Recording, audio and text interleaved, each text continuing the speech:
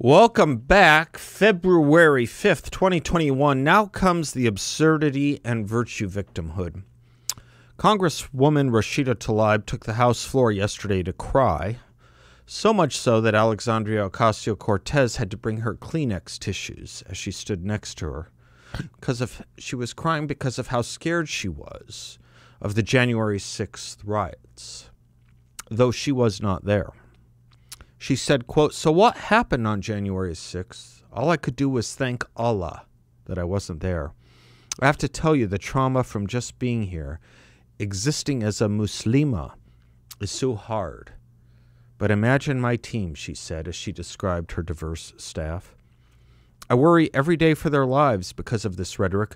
I never thought that they would feel unsafe here." Close quote. She ended by asking her colleagues not to diminish the importance of what happened during the Capitol riots. Quote, Please take what happened on January 6th seriously. It will lead to more death, and we can do better. We must do better." Close quote.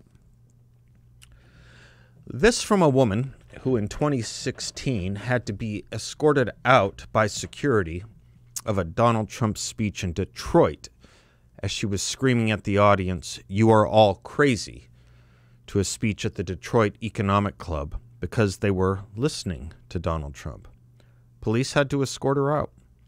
There is video you can see of her physically jumping around and screaming at the audience and then bystanders. This from the woman who said the Holocaust gave her a calming feeling because her people, Palestinians, sacrificed for the Jews. Her people, the Palestinians who sided, of course, and worked with, of course, Adolf Hitler. Go ahead, look it up, and make sure to Google Hitler and the Grand Mufti of Jerusalem. Her people who slaughtered Jews wherever they could before there ever was an Israel. Go ahead, look it up. And make sure to Google the slaughter of Jews in Hebron in the 1920s and the anti-Jewish pogroms beginning in the 1930s. This from the woman who wrapped herself in a foreign flag on the night of her election, unlike any member of Congress I can think of in history. The foreign flag in this case being the Palestinian flag of Fatah, Yasser Arafat's organization. This from the woman who on her election night yelled, "We're going to impeach the you-know-what." But yes, tears now. From the January 6th event that still rattles her. Again, though she was not there. Model of decorum, civility, and fear from being victimized she is. As far as I'm concerned, she can stuff it. She tells us, quote, please take what happened on January 6th seriously. It will lead to more death, close quote. Tell me who hasn't taken it seriously, and what more death will it lead to? The triumph of emotion and my truth and the therapeutic will be our undoing. And it will be the undoing of a country that doesn't take it seriously. We used to laugh and mock the notion of if it feels good, do it. But the truth is, feelings have triumphed here lately. Perhaps that is why some cannot understand, why some of us ourselves cannot summon what it takes to simply utter words as simple as Black Lives Matter, because it's not so simple. We know what underlies it. They who are unschooled in the BLM Marxist basis and agenda just think it's a kind and respectful thing to say, but we know what underlies it. In fact, that it is a Marxist-based agenda. Of course, the problem is to them that we don't care. But may I ask you to think back to the Cold War moment, if you will? Do you recall college or college-age experiences and protests against the military or the work of Ronald Reagan? I do. The left put us as the aggressor because we thought there was something worth defending and fighting for. Why not just trust the Soviets? Why not just leave them alone, we were told. The answer was, of course, that they would not leave freedom-loving people or countries alone.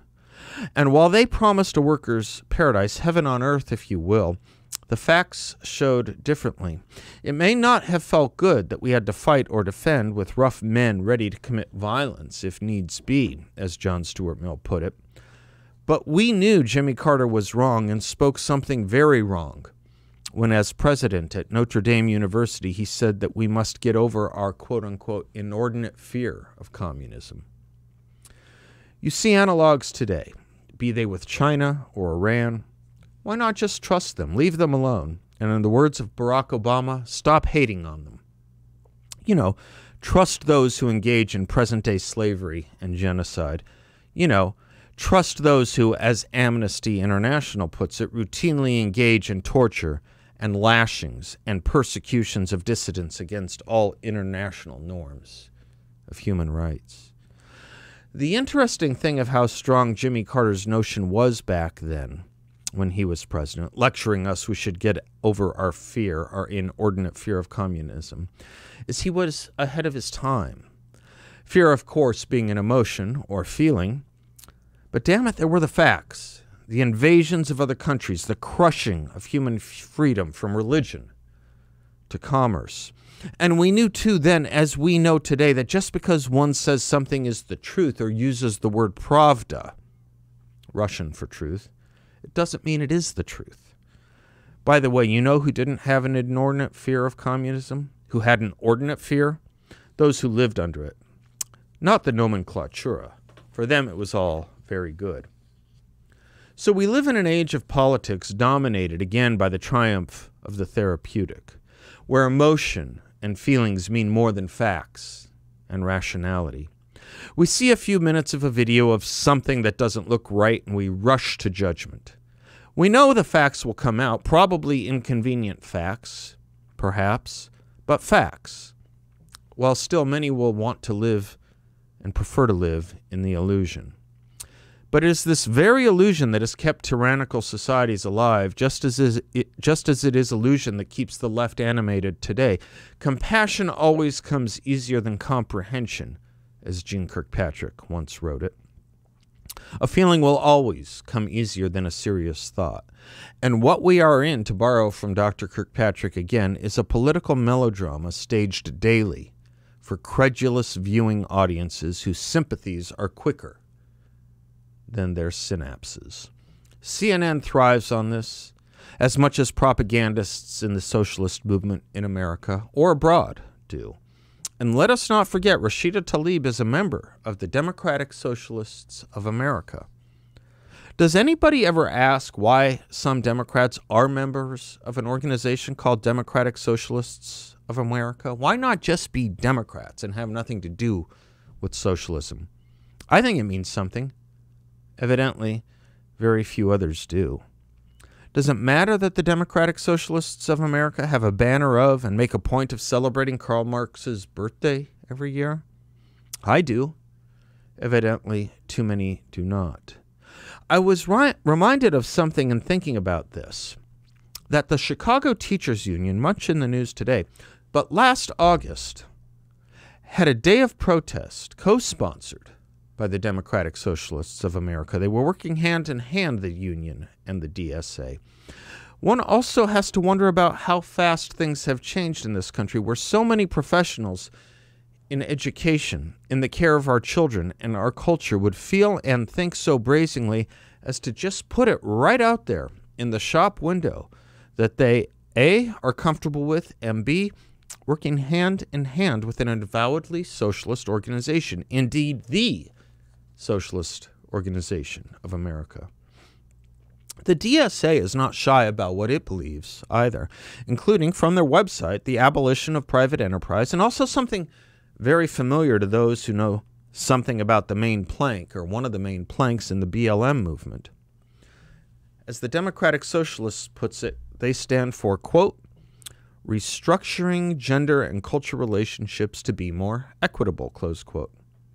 It's always that damned family structure in America that gets in the way of revolution, isn't it? BLM puts it this way, quote, we disrupt the Western prescribed nuclear family structure requirement by supporting each other as extended families and villages that collectively care for one another, especially our children, to the degree that mothers, parents, and children are comfortable, close quote. Again, never fathers. Where does this come from? In the Communist Manifesto, Karl Marx goes right into it, writing, quote, on what foundation is the present family, the bourgeois family, based? On capital, on private gain. In its completely developed form, this family exists only among the bourgeois, close quote. Remember, the bourgeois was the enemy against who the revolution had to attack. Friedrich Engels himself, Karl Marx's co-author, wrote his own book, a whole book, on the need for dismantling the Western family structure. But note now what happens if you question Rashida Tlaib or the woman who brought her Kleenex tissues, who also seems to have some troubles with the truth of her experience on January 6th, Alexandria Cortez. If you question them, you are not just wrong, you aren't even a hater anymore. You are as guilty as the rioters, and not just for rioting, but for attempted murder. Worse than the rioters. That is, after all, what AOC said to Ted Cruz. She tweeted that, quote, he tried to kill her. That is, after all, what Rashida Tlaib said yesterday, too. More people will die, were her words. Do keep in mind, just for a moment, we don't know how one of the 5 who died on January 6th did die. He was the innocent and certainly brave Capitol policeman, but we still don't know how he died. The other 4 were part and parcel of the riot. Again, not innocent bystanders. But never mind that. The attempted murder is ongoing, continuing, and from Republicans and against Rashida and Alexandria. You may know, I think, one of the great forgotten philosophers of our age is one Robert Jackson, Supreme Court Justice, prosecutor at Nuremberg.